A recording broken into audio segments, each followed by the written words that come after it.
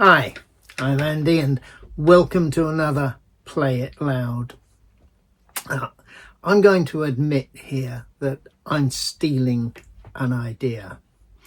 There's a YouTube contributor, Norman Masloff, very good. If you haven't seen him, an American, comes from San Francisco, roughly my age. He grew up with the Grateful Dead.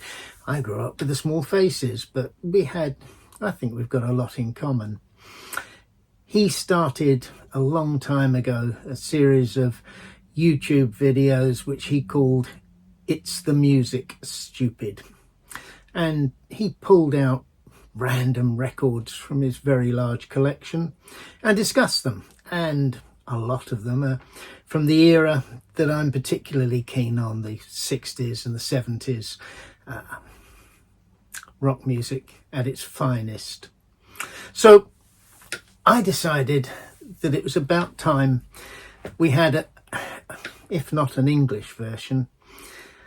I'm going to start a series which I'm calling Off the Beaten Track, because there are a number of great records on albums that never get mentioned.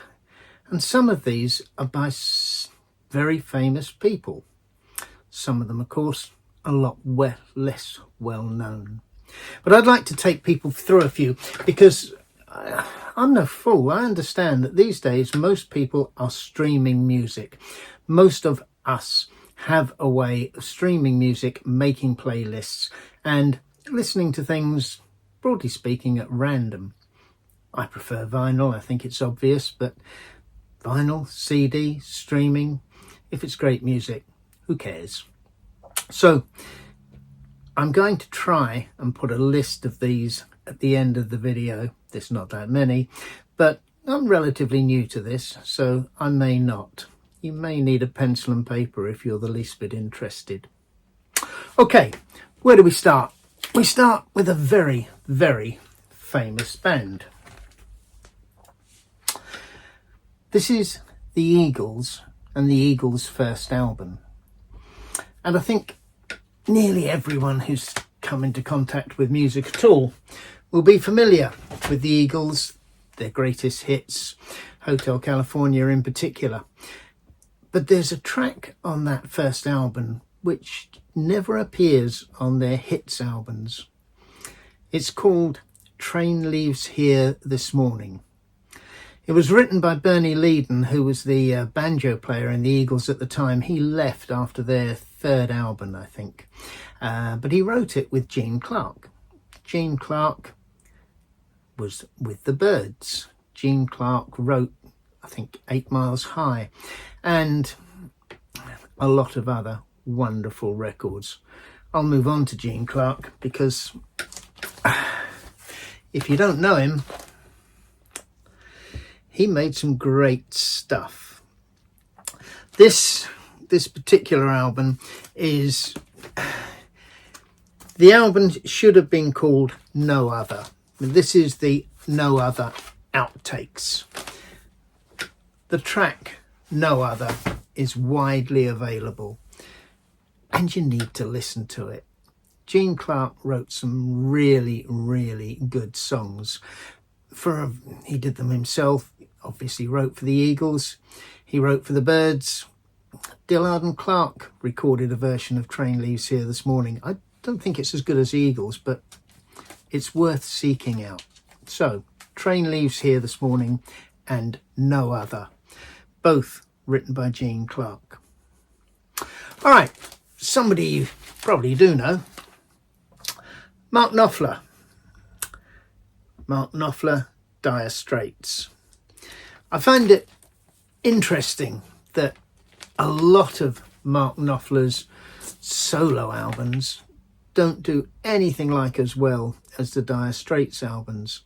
And yet there are dozens of tracks that you could take and put on any Dire Straits album and they would fit in seamlessly.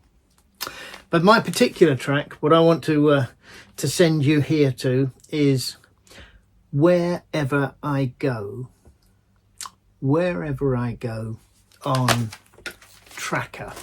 on the album tracker. It's a really, really good song. Mark Knopfler has said that he wishes to concentrate on songwriting. Some people have a great talent for it, some less so. I think he's written some wonderful stuff, but perhaps not as consistently as some others.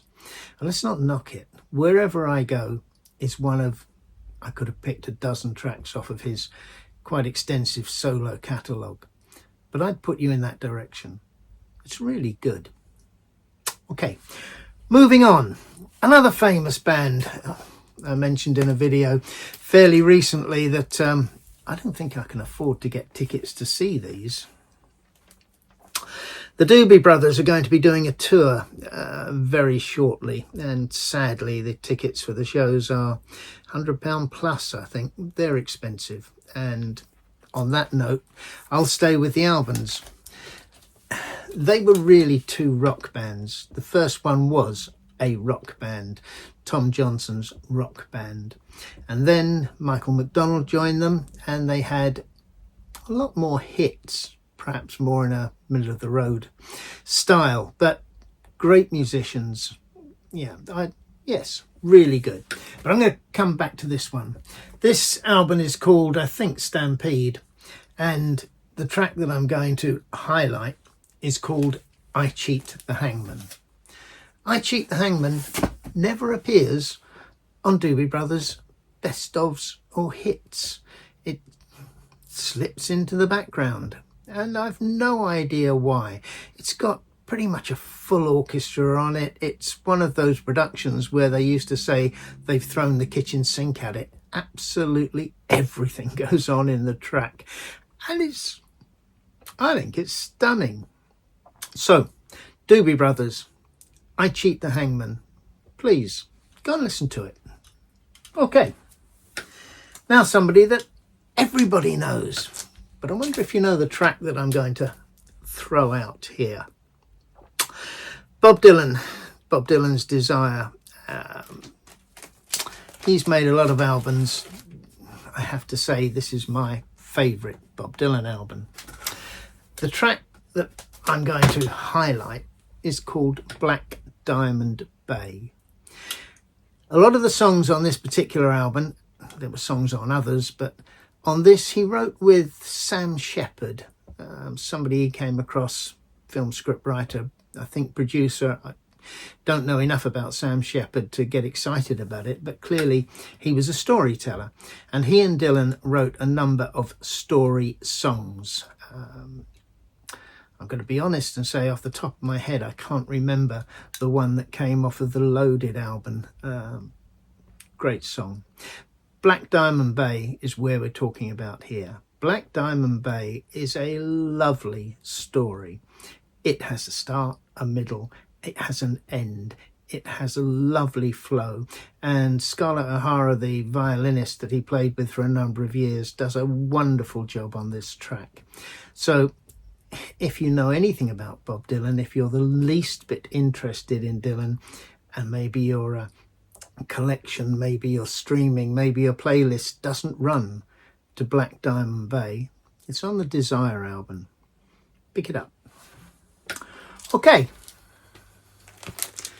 Somebody you may not know, Ray Lamentong, probably pronounced that wrong.